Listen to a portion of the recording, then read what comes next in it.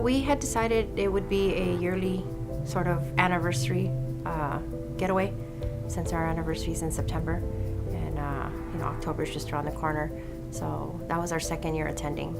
That evening, we were on the right side of the stage, gonna see the last performer, Jason Aldean, and I heard the first initial shots. And at that time, I got shot, and I crawled over to Elisa and told her I thought I had been shot. She rolled over and she was yelling at me to run. She said, just run. Just, leave me here and just run.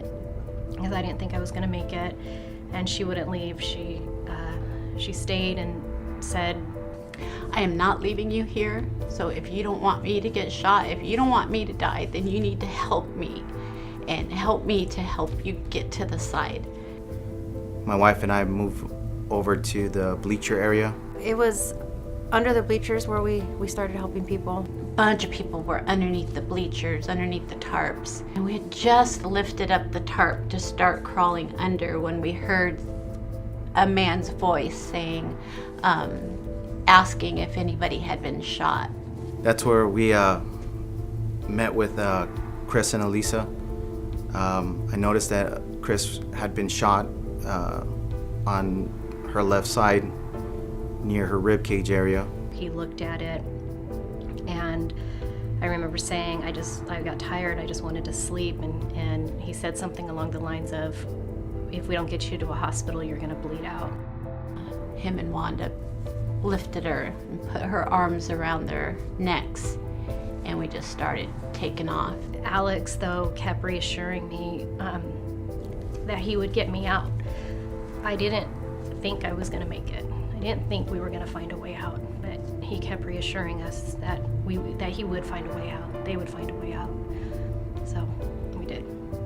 There were so many volunteers that were just, whoever was able to be mobile in vehicles that were available, we were just loading people up and taking them to a certain intersection where the fire department was transporting from there. Once we got in the car, I don't know which way they went.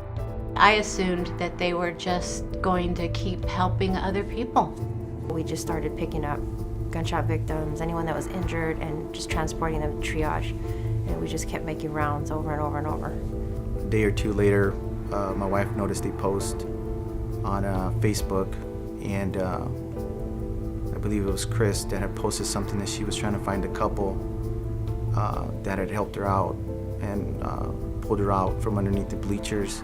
Her scenario matched ours, so I asked my husband, like, do you recognize this person? And he immediately recognized the clothing she was wearing. And I asked her, do you guys still live in Vegas? Because I was still in the hospital, and I would love to have said thank you.